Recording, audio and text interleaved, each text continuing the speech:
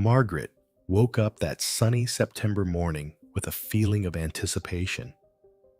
The birds were singing outside, and soft light filtered through the living room curtains. It was her birthday, a day that had always meant something special to her. With a smile on her lips, she got out of bed and headed to the kitchen, where the smell of fresh coffee was already starting to fill the air. She prepared a hearty breakfast with pancakes, fruit, and a cake she had made the night before, decorated with vibrant frosting. As the sun rose in the sky, Margaret glanced at the clock, feeling a pang of anxiety. Her children, David, Jennifer, and Matthew, had promised they would be there to celebrate with her. However, time passed, and the house remained silent except for the soft hum of the kettle.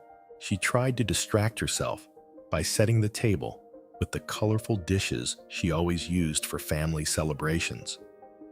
She placed fresh flowers in a small vase and hung colorful balloons around the house. Finally, looking out the window, Margaret's heart sank. There was no sign of her children. She picked up her phone and sent messages, but no replies came.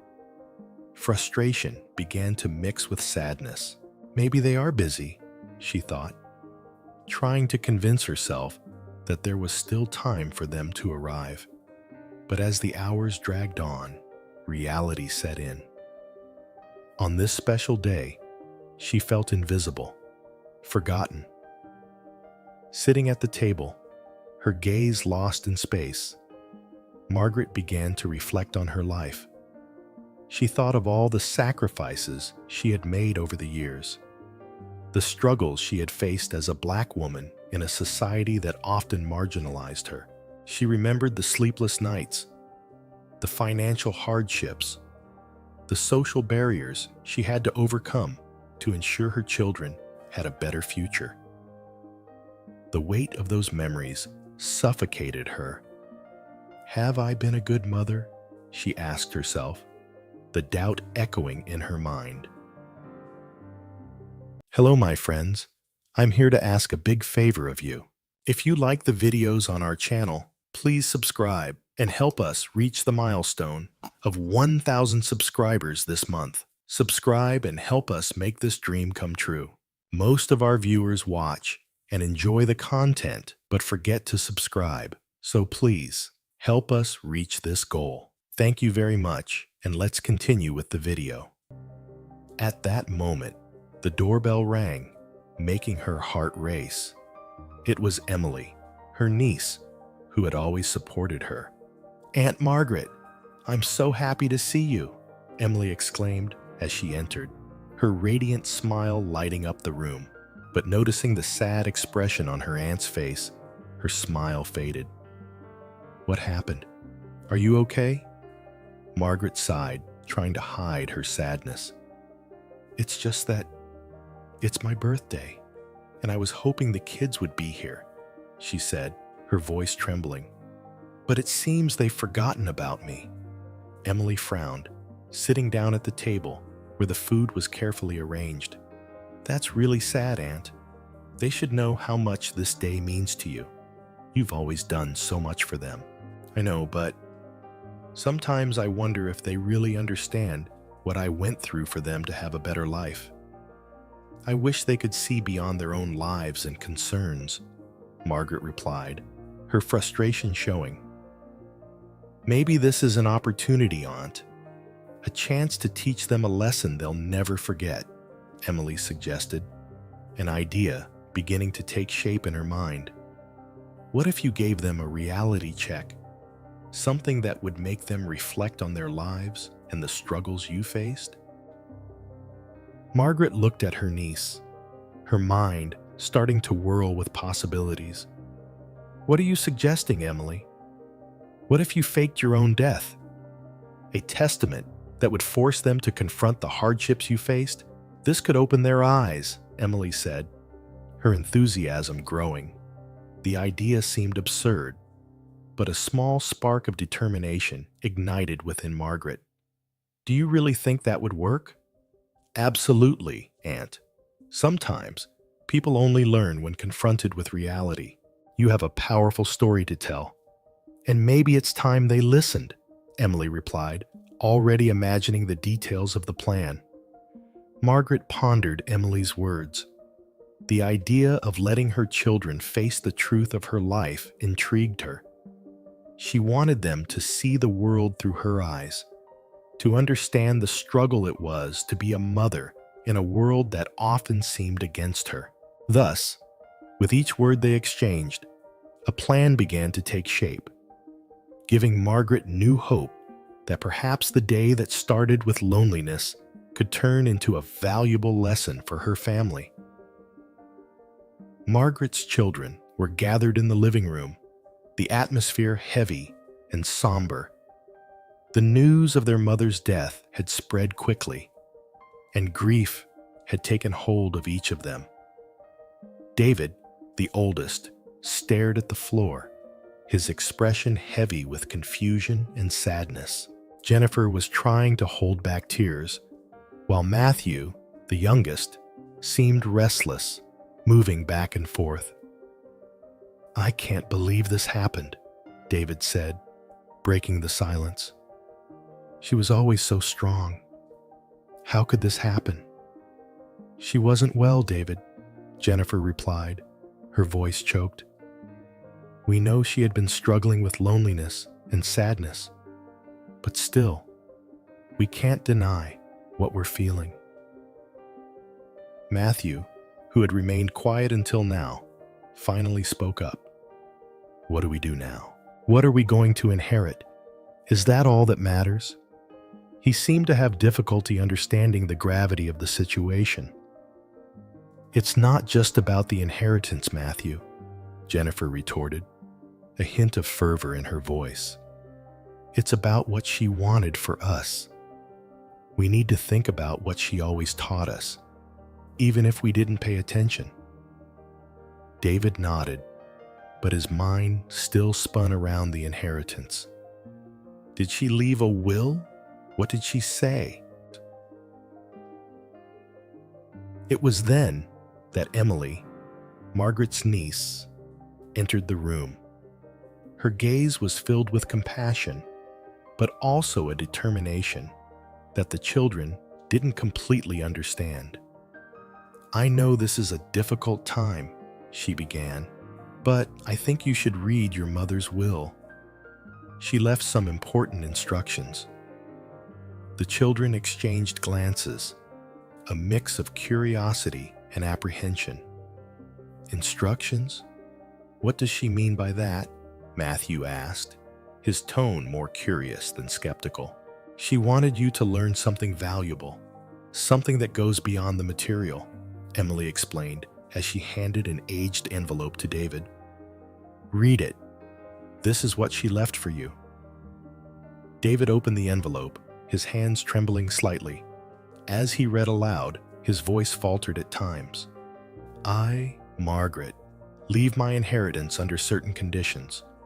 For each of you to receive it, you will need to complete tasks that help you understand the struggles I faced throughout my life. You must work in underserved communities and confront the inequality you have so often ignored." A heavy silence settled in after the reading.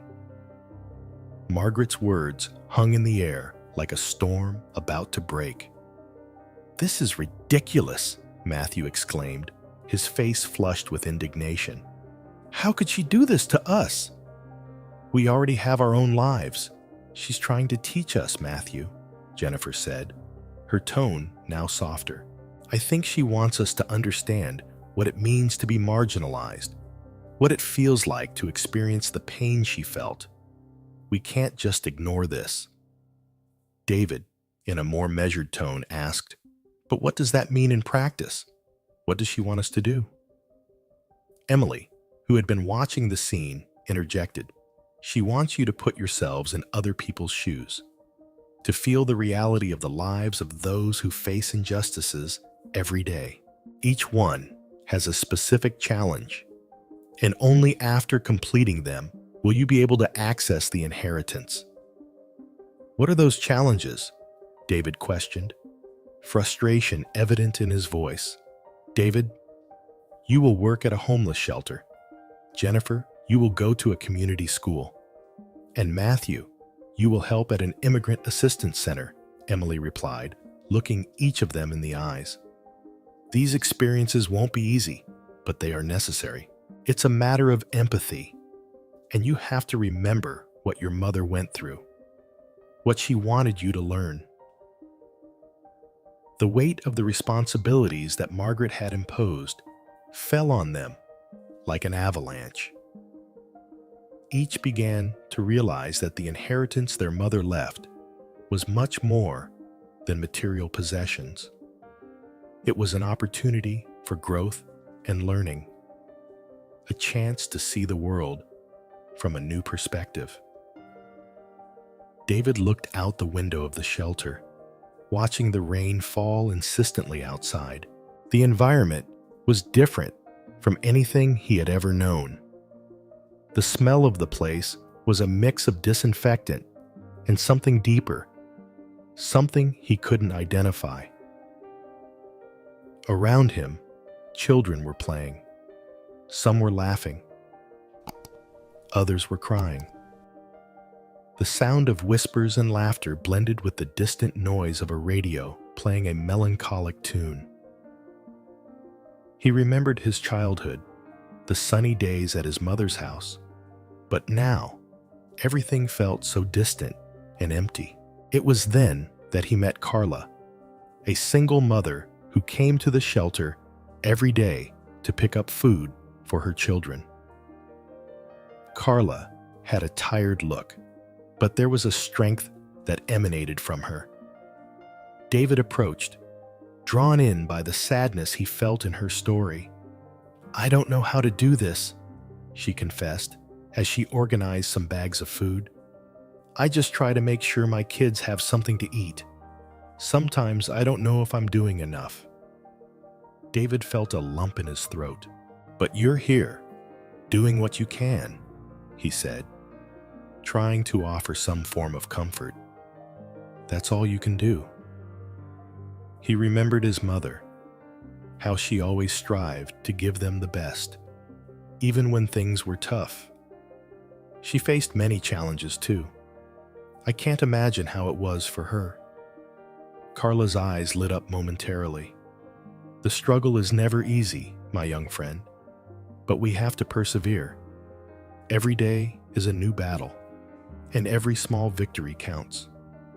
David fell silent, absorbing her words. He began to understand that his mother's life, while filled with love, was also marked by hardships he had never noticed.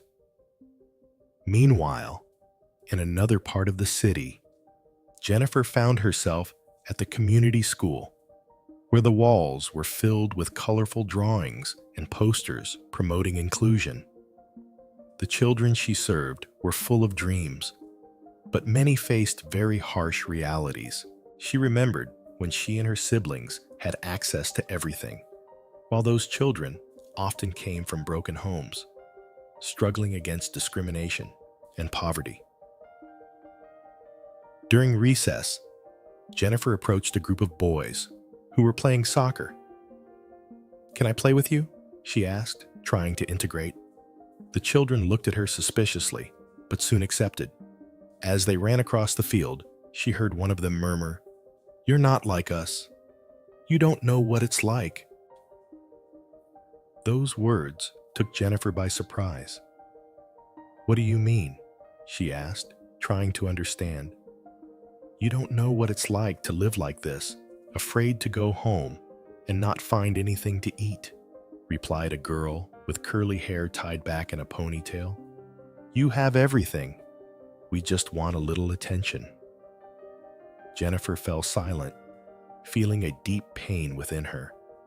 She remembered how she always considered her life normal, not realizing the struggles that existed around her. "Maybe I don't know," she said, "but I want to learn. I want to understand." what you face." The girl looked at her with a mix of distrust and hope. "Then come here often. We can show you." At that moment, Jennifer made a silent promise to herself. She needed to learn more about the struggles her mother faced. Margaret's life, which always seemed so far removed from her daily concerns, was becoming more real with each passing day. Meanwhile, Matthew was at the Immigrant Assistance Center, where he met Ahmed, a man who had left his country in search of safety and opportunities. Ahmed told his story in heavily accented English. "I left my family behind. They need me, but I can't go back. Here, I struggle to find work, to send money to them." Matthew listened intently, his eyes fixed on Ahmed. "And how do you cope with all of this?" he asked. "With hope," Ahmed replied. "Hope is what keeps me going. The struggle is hard, but I can't give up. Not for me, not for my family." Those words penetrated deeply into Matthew's heart. He remembered his mother, how she always spoke about the importance of hope. "I never thought of her life this way," he murmured, more to himself than to Ahmed. The immigrant looked at him with understanding. "We all have our battles, but what unites us is the strength we find to keep fighting." Matthew said goodbye to Ahmed with a newfound understanding. He realized that his mother's struggles were intertwined with the struggles of so many others. Margaret's life was not an isolated story, but part of a larger context, a collective struggle that needed to be acknowledged and valued. His siblings' journey was just beginning, and the lesson Margaret was trying to teach seemed to become clearer with each passing day. The siblings met at a modest cafe in the city center, the atmosphere filled with murmurs and the aromas of fresh coffee. They sat at a round table, each with an expression that mixed exhaustion and reflection. The conversation began hesitantly, as if words about the experiences they had lived were stuck in their throats. "Did you all feel like everything changed?" David broke the silence, looking at his siblings' faces. "I think I never realized how complicated our mother's life was." Jennifer, who had been lost in her thoughts, lifted her eyes. "Yeah, I noticed that too. The kids I taught at school, they have such difficult stories. And it made me think about how our mom must have struggled to give us a better life." Matthew, who had been silent until then, started to open up. "I met an immigrant who came from Mexico. He told me about the difficulties he faced to support his family here. It made me think about our mom and what she went through, how she always put us first."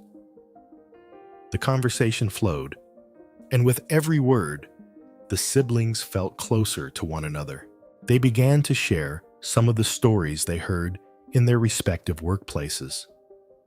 The pain and resilience they found in others' lives echoed the struggles that Margaret faced. "I remember one day when one of the kids at school said her dad didn't have a job because he was an immigrant. And she was so sad, so confused. It made me realize how unfair life can be," Jennifer said, her voice choked. "And I always thought life was easy for us. It's like we lived in a bubble," David added. "Our mom always tried to protect us, but she couldn't shield us from the reality of the world. The pain she felt, the struggles she faced, all of it is much deeper than we thought." The siblings exchanged glances, a growing understanding between them. The conversation was deepening, and with it, a burning desire to learn more about their mother's life began to emerge. Jennifer, who had been most impacted by her experiences at school, decided she needed to know more. "I want to understand all of this. I can't just let it pass. I need to investigate more about what happened to our mom, she said, determined. She didn't deserve to be forgotten, and I can't ignore what I've learned. But how are you going to do that? Matthew asked, curious. Do you think she'll want to talk about all of this? I don't know, but I think we should try. We need to reach out to her somehow, Jennifer replied, the determination in her voice acting as fuel for the siblings. We can talk to Emily. She might help us understand better what was happening. She was always close to our mom. David nodded, feeling a surge of support for his sister. Let's do it. We need to face this together. We can't let our mom's legacy be just a testament. We need to learn from her, and that means understanding her struggles. So, the siblings began to plan their next move.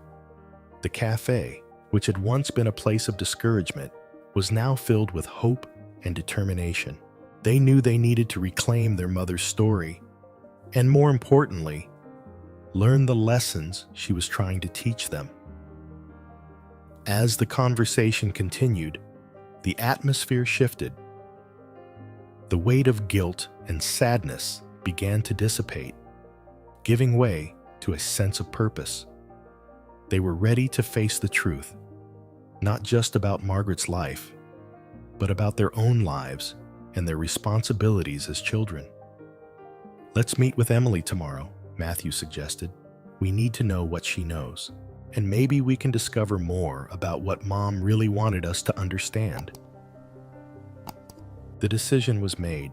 With a new sense of unity, the siblings left the cafe, each carrying the seed of a deeper understanding of their mother. They were ready to blaze the trail of truth, even if it meant confronting their own preconceived notions and opening up to what it truly means to be part of a family. Margaret's children gathered in the living room of the house that had once been a vibrant home, now marked by silence and tension. The faces of David, Jennifer, and Matthew were pale, reflecting a mix of confusion and anger. Emily, the niece, stood beside Margaret, who remained calm and imposing, as if she were about to share a deep secret. Margaret, you can't just leave us like this, pretending you died, David began, his voice trembling but firm. That's cruel. We were desperate. And now you tell us it was all just a game? A game? Margaret repeated, her voice soft but heavy with emotion. No, David, it's not a game. It's a lesson that I feel you need to understand and that I couldn't convey in any other way. And you think leaving us in mourning is the right way to teach? Jennifer interjected, her voice carrying a mix of indignation and pain. You left me unmoored. I didn't know what to do. I know, my daughter, and that was the intention. I wanted you to feel the pain that many, including me, feel every day. I wanted you to live for a while in a world where empathy is a necessity, not a choice, Margaret explained, her expression now softer but firm. Matthew, who had been silent until then, finally spoke. But Mom, how can you expect us to understand your struggles if you didn't share them with us before? You isolated yourself, and now you want us to just understand everything in an instant? Margaret took a deep breath. I always tried to protect you. I wanted you to have a better life than mine, away from the racism and pain I faced. But I realize now that in doing so, I kept you away from the reality that many people live. I didn't want you to feel that pain, but I see that it's necessary. We need to face that truth together. A heavy silence filled the room. It was as if each person was processing Margaret's words and their implications. David was the first to break the silence. So you want us to feel what you felt? To face what you faced? Yes, Margaret confirmed, her voice firm. I want you to understand the weight of being a black woman in this country. I want you to see the world through the eyes of those who didn't have the same opportunities as you. This is more than just heritage. It's about who we are as a family. Jennifer, who was fighting back tears, finally allowed herself to feel. Mom, I didn't know. I never knew the depth of what you faced. I was so caught up in my own life that I forgot to look at yours. Matthew, with a softer voice, said, Mom, I feel like I failed you. I never cared to understand your story, but now I want to. I want to learn. The emotion in the room was palpable. Margaret looked at her children, seeing the regret and determination in their eyes. It's not too late. What I did was drastic. But what matters now is what you will do from here. I want you to use this experience to become allies, to fight against racism, to support those in need. David nodded slowly, anger giving way to newfound understanding. We can do this, Mom. We can change. We promise we will get involved. We want to make a difference. That's all I've ever wanted, Margaret replied, her heart warmed by the transformation she saw before her. I don't want you just to inherit material possessions. I want you to inherit the courage to fight for justice and equality. Tears finally streamed down Jennifer's face, and she moved closer to her mother, wrapping her in a tight hug. I'm sorry, Mom. I didn't know. I'm ready to learn. I'm ready to fight by your side. Me too, Matthew and David said together, joining the embrace. The room, once marked by conflict, was now filled with warmth and understanding. The transformation was just beginning, but each of their journeys was about to intertwine in ways they had never imagined. With renewed understanding, Margaret's family felt more united than ever. The conversation they had with her had been a turning point, and now they were determined to make a difference. That sunny afternoon, they sat around the living room table, the atmosphere charged with anticipation. So, what do you think we should do? David asked, his voice filled with a new sense of purpose. We can start participating in community events, Jennifer suggested, her mind already buzzing with ideas. There are several initiatives in our city that promote racial equality. We could get actively involved. I like that idea, Matthew said, looking at his siblings. I think if we're together, we can do something really meaningful. And besides, it will help us understand better the struggles our mother faced. That's right, David agreed. And more importantly, we need to listen to the voices of the people who are facing these challenges every day. Margaret, who had been listening attentively, felt a warmth in her heart. Seeing her children so engaged made her realize that her plan had worked. She stood up, walking to the window, and looked out at the park in front of the house. The first thing we can do is participate in the awareness fair happening next month. They're looking for volunteers, she said, turning to face her children. My mom always talked about that fair, Matthew remembered. She said it was a great opportunity to learn and connect with the community. Then let's sign up as volunteers, Jennifer decided, excited. We can help organize activities and also bring some information about our history and the fight against racism. In this way, the family began to get involved in community projects, and soon they became regular attendees at events promoting awareness of racial inequality. The atmosphere of unity and determination permeated their lives, and each of them began to understand what it truly meant to make a difference. On the day of the big event, the city was vibrant. Colorful banners hung at every corner, and music echoed through the streets. Margaret, surrounded by her children, felt proud. They were together, not just as a family, but as advocates for a cause that transcended their personal differences. When the tribute to Margaret was announced, she was stunned. It was a recognition of her struggle and the impact she had made in the community. Today, we celebrate a woman who, through her strength and sacrifice, has taught us the importance of empathy and social justice, the speaker announced, his voice resonating with emotion.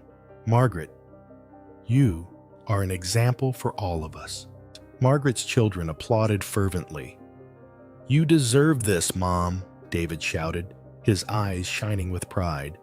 You've always been a warrior.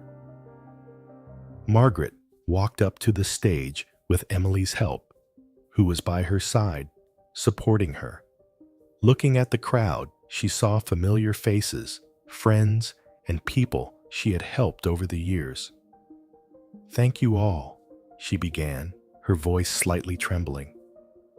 I never imagined that my story could touch so many lives. What I've learned is that each of us has a role to play in the fight against injustice. Margaret's words echoed, resonating in the hearts of everyone present. At the end of her speech, she felt a wave of love and support. The unity of her family and the solidarity of the community filled her with hope. As the celebration continued, Margaret's family gathered to dance. Laughing and celebrating, they allowed themselves to feel the joy of that moment. It was their new beginning, where Margaret's true legacy was not just financial, but a legacy of love, empathy, and a genuine commitment to social justice. Let's always remember what we've learned, Matthew said as he twirled Jennifer to the music. The struggle continues, and we're in this together. Yes, together, Margaret smiled, feeling loved and valued like never before. That day, love and unity became the true celebration of her life.